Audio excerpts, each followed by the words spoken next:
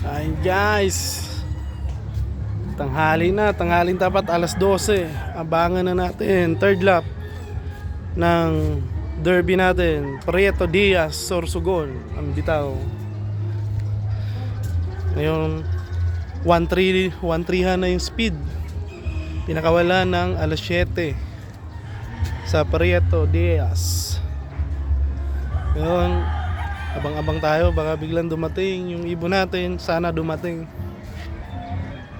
Maganda yung panahon dito, pero yung nadaanan, may nakita na ako nagpo-post sa Facebook na bandang south is maulan.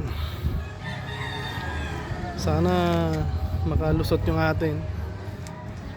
Sana may mga pauwi din. Yan, maganda yung panahon dito sa North Caloocan. North Caloocan yung area natin.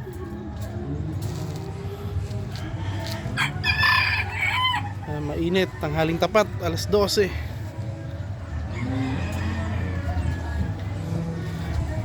Guys, update ko kayo mamaya. Maya pag biglang dumating, sikasuhin ko itong mga ibon natin. Dumating na si Boss Omar, makikiabang. Makikiabang sila. Time check. Ano pa lang?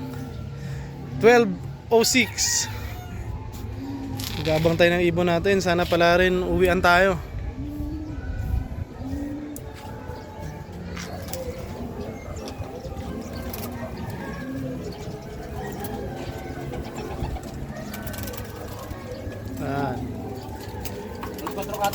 Alas 4 cut off.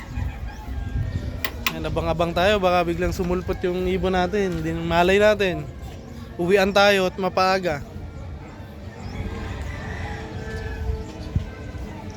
Sige, update ulit mamaya. Abang-abang lang tayo. At dito guys, no, nag-voice over na lang tayo. Ngayon wala kasi ako sa bahay. Chinat tayo ni Omar. Dumating yung ibon natin. Sinilip yun dun sa taas. Ayun, inuwian pa rin tayo kahit cut off na. Puro putik yung paa. Ilalagay ko na lang yung picture sa dulo ng video na to. Salamat sa mga nakiabang kanina at saka nag-good luck sa atin. Bawi tayo sa fourth lap.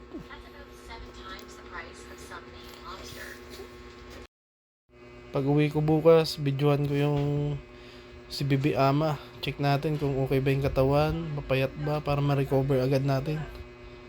Kung kailan ba natin painumin ng mga gamot. Bukas tingnan natin yung lagay niya para makondisyon natin para sa fourth lap. Alam ko babawi yan sa fourth lap. Kaso butas na tayo ng isang lap. Pero hindi naman tayo nag-iisa, marami tayo. Sige, ilagay ko na lang yung picture sa dulo ng video na to na sinend sa akin ni Omar para makita nyo rin.